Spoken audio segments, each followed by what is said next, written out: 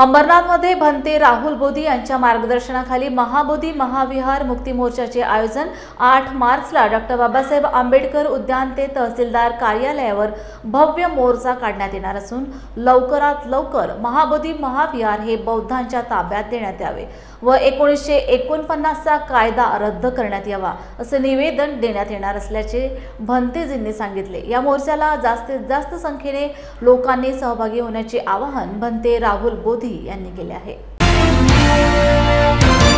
पूर्ण जगामध्ये जेवढे धार्मिक स्थळ आहेत प्रत्येक आपापल्याच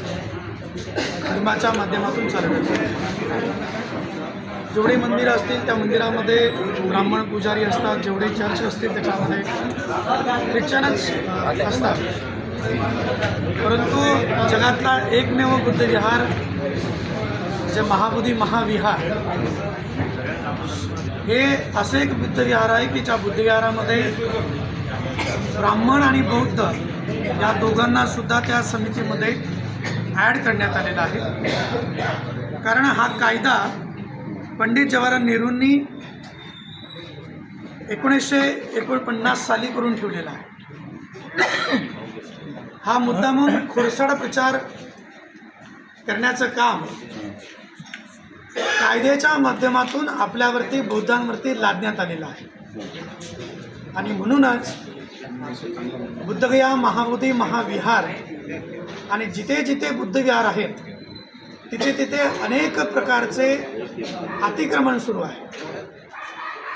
महाबोधी महाविहार हे तर बौद्धांची अस्मिता आहे, पण त्याचबरोबरीनं बिहारमधील अनेक बुद्ध विहार, महाराष्ट्रातील अनेक बुद्ध लेण्या, आतमध्ये बुद्ध असून देखील काही बुद्ध लेण्या पांडवाच्या आहेत, काही बुद्ध लेण्या कोणत्या अमुक देवाच्या आहेत। अक्षरशः भगवान बुद्धाच्या मूर्तीला कोणी राम सांगत आहे, कोणी पांडव सांगत आहे, कोणी कौरव सांगत आहे,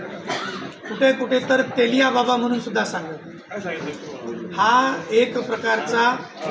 बौद्ध धम्माची विडंबना करण्याचं काम या भारत देशामध्ये सुरू आहे आणि याला आपण रोखलं पाहिजे, थांबवलं पाहिजे। याच्यासाठी गेल्या अनेक वर्षापासून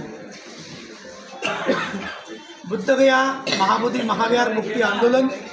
आणि त्याचबरोबर महाराष्ट्रातल्या सगळ्याच भारत देशातले सगळे बुद्ध विहार, आपण इतिहास जाणतो की सम्राट अशोकाने या भारतामध्ये 84,000 बुद्ध विहार, 84,000 बुद्ध लेण्या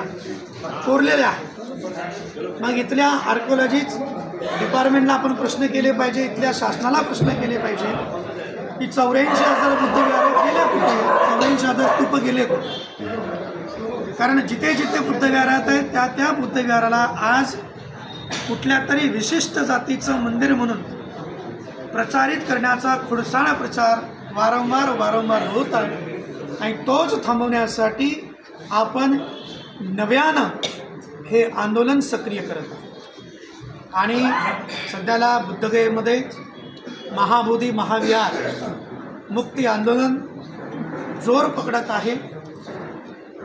1949चा जो कायदा BTMC जो कायदा बिहार सरकारचा आहे तो बदलण्यात यावा आणि पूर्णपणे बौद्धांची अस्मिता असलेले तथागतांना ज्ञानप्राप्ती ज्या ठिकाणी झाली तिथून पूर्ण विश्वामध्ये भगवान बुद्धाची ओळख जगामध्ये पसरण्याचं काम झालं असं बुद्ध विहार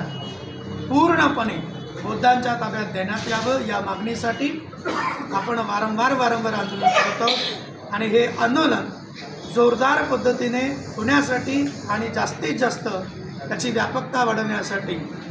भारतातल्या प्रत्येक राज्यामध्ये, प्रत्येक जिल्ह्यामध्ये, प्रत्येक गावात, तालुक्यामध्ये आपण हे आंदोलन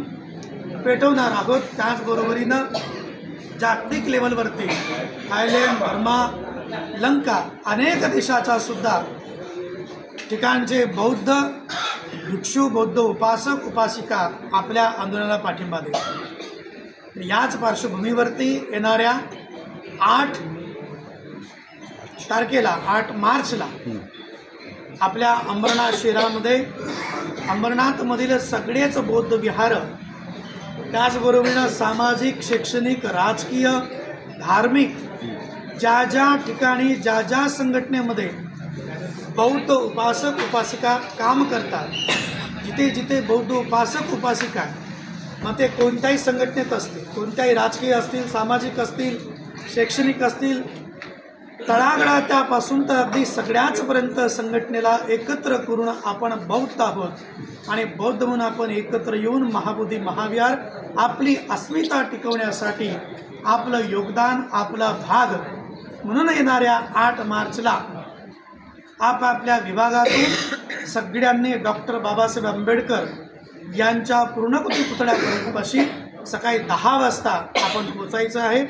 आणि त्या ठिकाणी 10 वाजता पोहोचून बाबासाहेबांच्या पुतळ्यापासून तर तहसील कार्यालयापर्यंत एक शांतीचा आणि आपल्या मागणीचा मोर्चा नेऊन आपण आपलं निवेदन, आपल्या मागण्या आपल्याला खूप काही नको आहे, फक्त आमचं जे बुद्धविहार आहे ते आमच्या ताब्यात द्यावं, 1948चा कायदा रद्द करण्यात यावा आणि जिथे जिथे आपल्या महाराष्ट्रामध्ये बुद्ध लेण्या आहेत, जिथे जिथे बुद्धाचे विहार आहेत, तिथे तिथे होणारं अतिक्रमण त्वरित थांबवण्यात यावं आणि जिथे जिथे विडंबना चालू आहे, जिथे जिथे अतिक्रमण झालेलं आहे ते अतिक्रमण हटवून तिथे परत आमच्या बुद्धविहारांना, आमच्या लेण्यांना स्वतंत्र आणि त्याची पवित्रता टिकवण्यासाठी महाराष्ट्र शासनाने सहकार्य करावं असं आपण शांतीचं निवेदन येणाऱ्या 8 मार्चला तहसील कार्यालयामध्ये तहसीलांना देणार आहोत। त्यासाठी अमरनाथमधले सर्वच बौद्ध उपासक उपासिका बौद्धची अस्मिता म्हणून आपण या मोर्चाला आवर्जून पद्धतीने उपस्थित राहावं असं मी आपल्या सर्वांना एक बौद्ध भंतेजी म्हणून आणि आपण सगळे बौद्ध उपासक उपासिका म्हणून मी आपल्याला आव्हान करतो की बाबासाहेबांनी जो आपल्याला धम्म दिलेला आहे त्या धम्माला शुद्ध टिकवण्यासाठी आपल्याला कोणावर अन्याय करायचा नाही आहे, पण आपल्यावरचा होणारा अन्याय तो देखील सहन करायचा नाही आहे आणि म्हणून आपण सर्वांनी या मोर्चाला यावं।